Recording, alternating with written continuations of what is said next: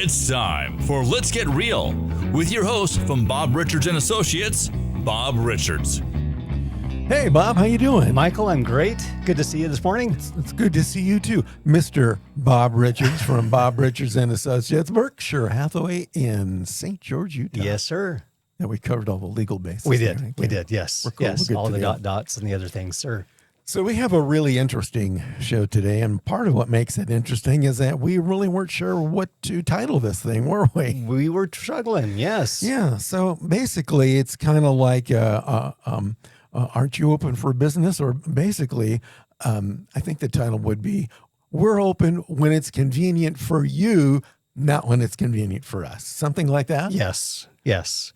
Or convenient for us as realtors, but not convenient for a buyer or a seller.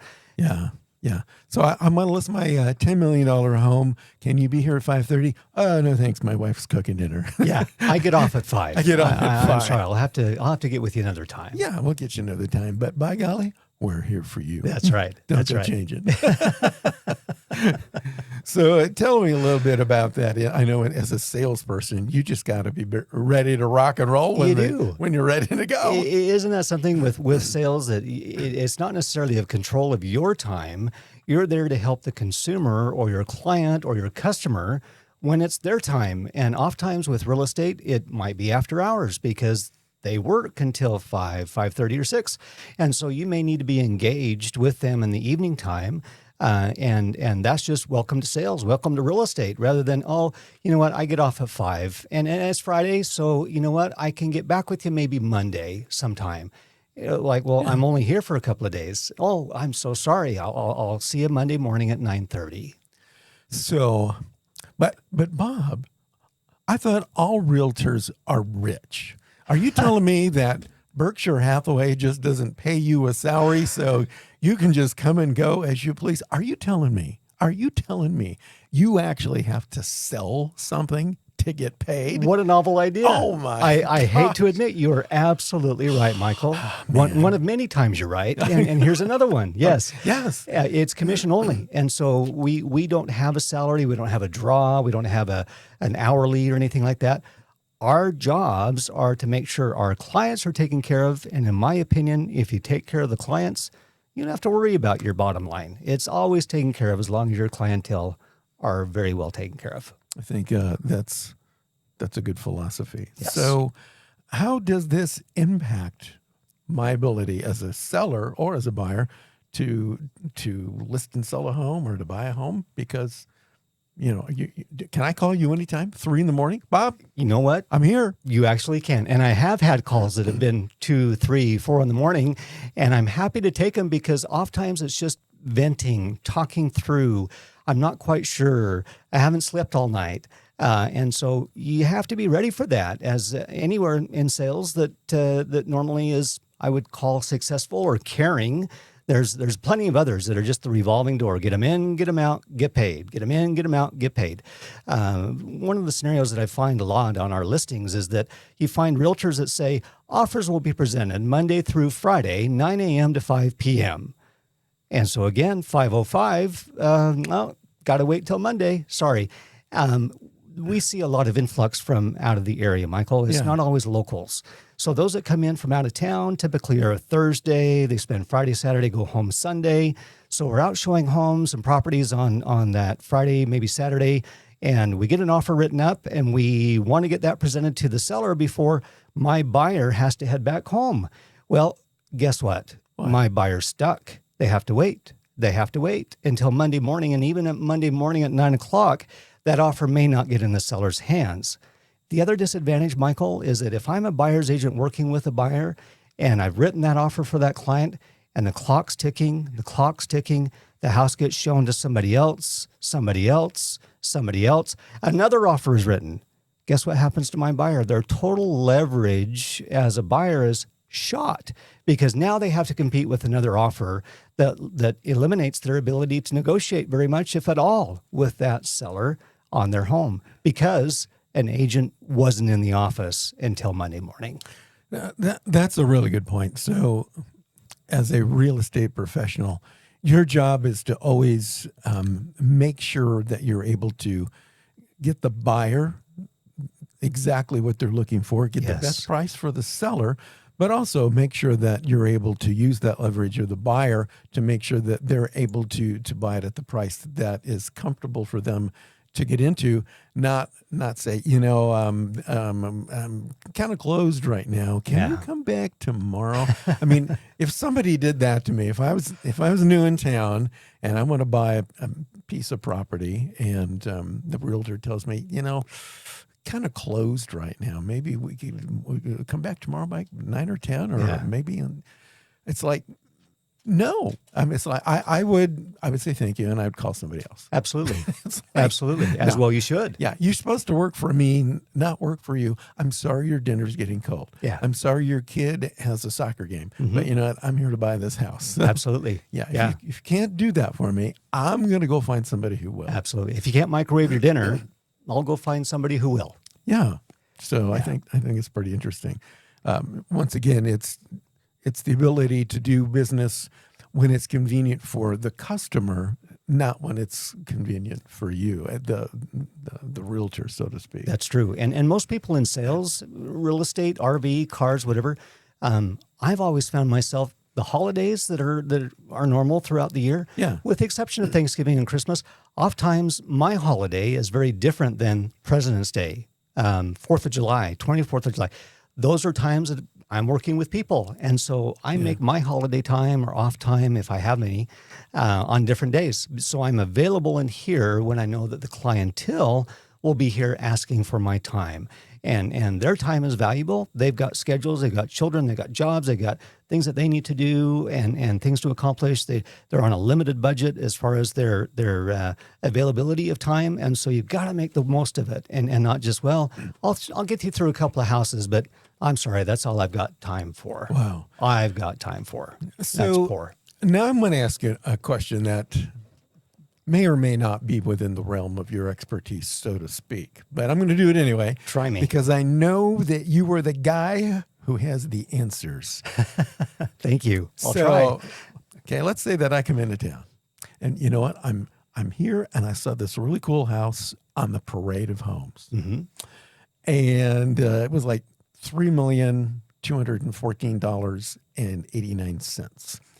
And I'm going to put like 50% down on that thing. Mm-hmm. And it is like, I'm talking to you. It's now Friday night at 6:30.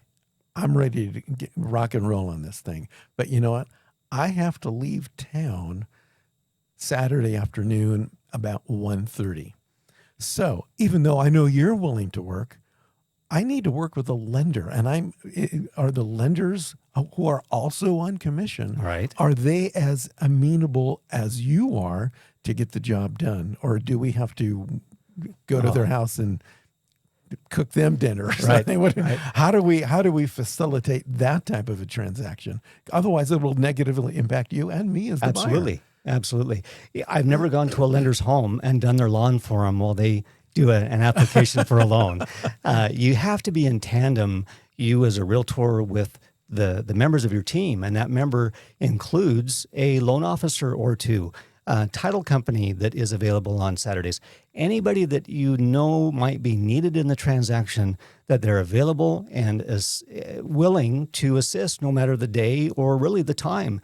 And if you have that in your pocket and part of your team, boy, oh boy, the client absolutely appreciates that, because you're saving what time that they have performing as you've been hired to do and taking care of them in the time that they have before they have to depart for whatever reason that might be. If you don't have that, Michael, as a client, you need to find a realtor that does have that as part of their team, has those individuals that are working with them rather than just an assistant or a transaction coordinator. You got to peel that back to the far depths of inspector, title company, lender, processor even, as part of that time. Even though that time is very limited, 5, 6, 12 hours, you have to have people that can do that and step in. So have you ever had the occasion where you got a buyer, they're hot, they're ready to go, they're ready to sign papers, or they're ready to do this thing, and you're representing the buyer,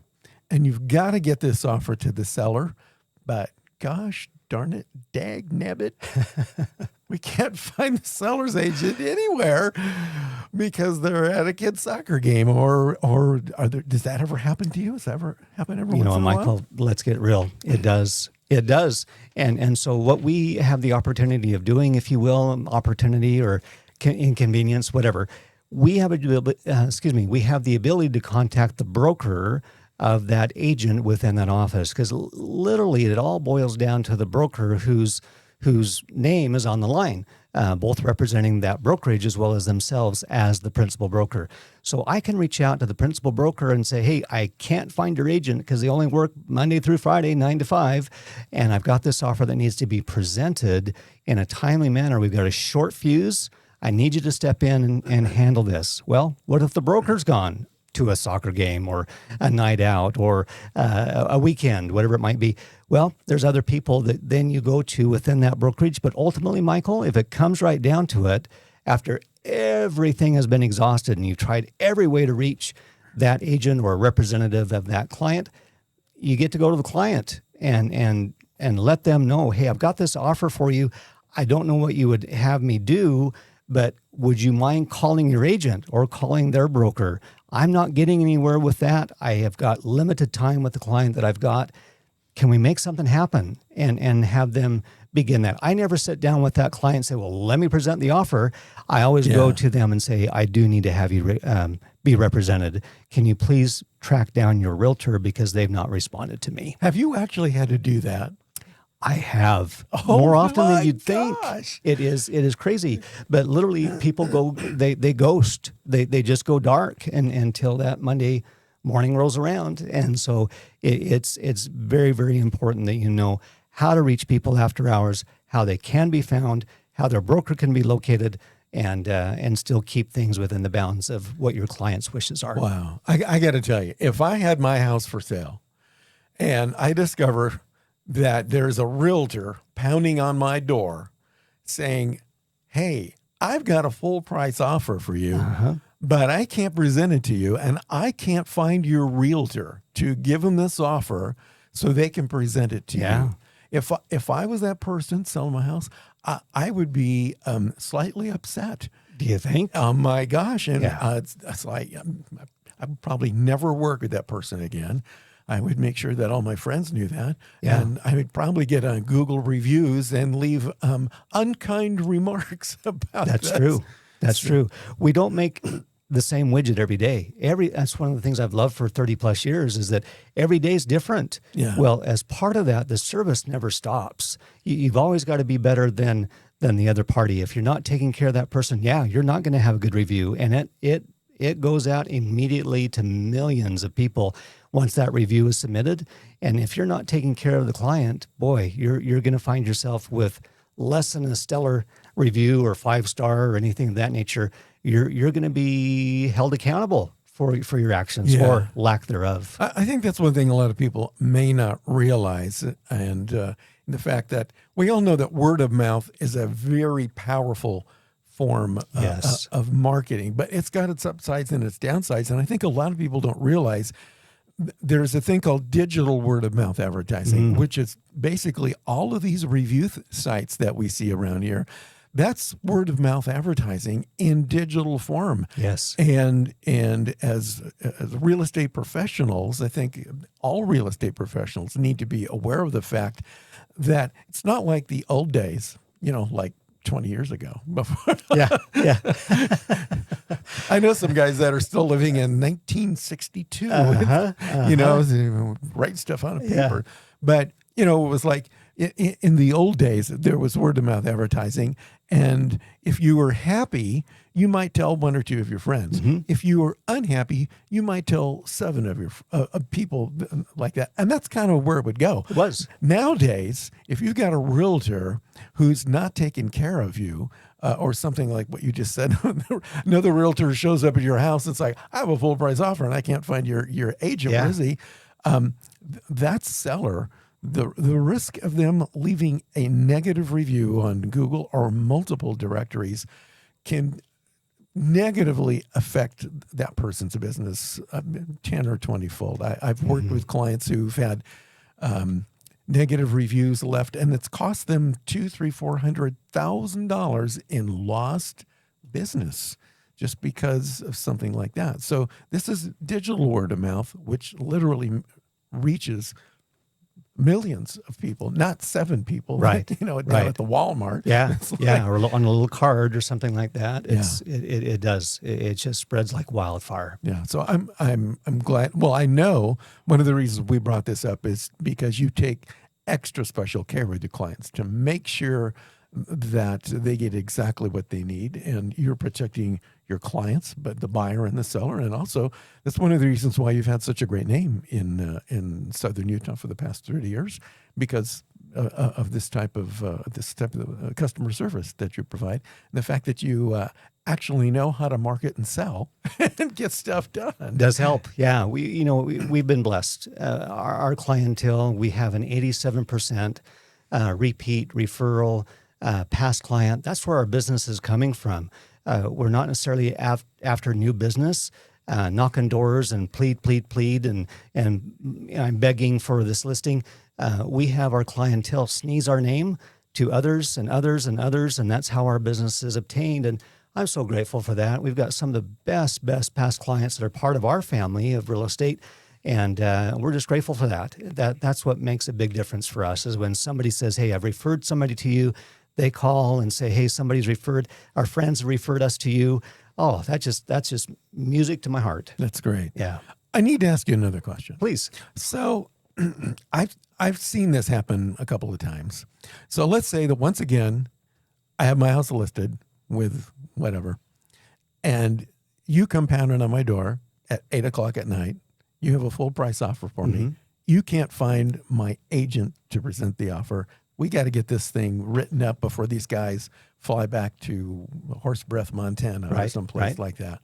So as a seller, because I'm now not happy with my realtor and we can't find them anywhere, is it possible for me as the seller to close this deal where I can just cancel my listing with him and list with somebody, maybe list with you? I don't know if we can do a double-sided thing, but let's say that I find another realtor. I just list it with them really quick, because they happen to be in town. We sign the paperwork, everything's done, and off we go.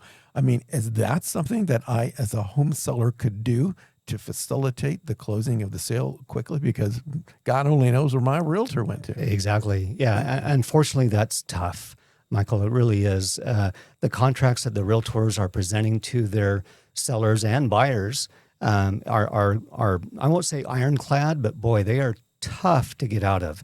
And you have to have a very detailed list of complaint and time and date and what happened, what was said, what was not said, couldn't be reached at this time, tried this time, texted this time, before you really have a leg to be able to pursue cancellation of that relationship with that brokerage and with that realtor. It can be done, but it is something that is unfortunately rather difficult. Last time I checked, Michael, you're the employer, or as a seller or a buyer, you're the employer. I am the agent. I am the employee in this relationship. I work for you. And if I'm not working for you, you know what? You need to find somebody who will. Yeah, that was what I was thinking. If I'm the seller and my agent had disappeared, can I just fire him and right there and sign these papers and get this thing going? Yeah. But I guess it's a whole process. It's not going to happen in not the 24 right hours. Correct. All right. Correct. Well, that's interesting. Yeah. Well, before we head on down the road today, Mr. Bob, do you have any exciting more words of wisdom, tips, and advice for us? Certainly would love to invite anybody to the Parade of Homes that's coming up here. It starts in February the 17th, lasts for about 10 days. We have a multitude of different homes and different price ranges. It's going to be a very expensive year as you go through these homes and see the price tags on them. You might want to just have somebody support you a little bit because you might faint. It's rather an expensive year, but it's something that people will enjoy. We'll still have tens of thousands of people here.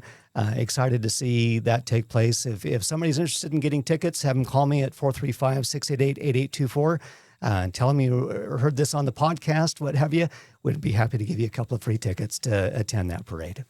Expensive. Well, that's all relative. It is. $6 million isn't what it used to be. No. And there was a $6 million man at one time, as I recall. That's Lee right. Majors, So imagine how much he's worth these days. Well, Bob, thanks for being here with us today. We'll see you guys again next time with another exciting podcast of Let's Get Real with your host, Bob Richards of Bob Richards and Associates, Berkshire Hathaway, in the lovely and delightful town of St. George, Utah. This has been Let's Get Real with Bob Richards from Bob Richards and Associates. For more information, buyutah.com. We invite you to return again for another edition of Let's Get Real with Bob Richards from Bob Richards and Associates.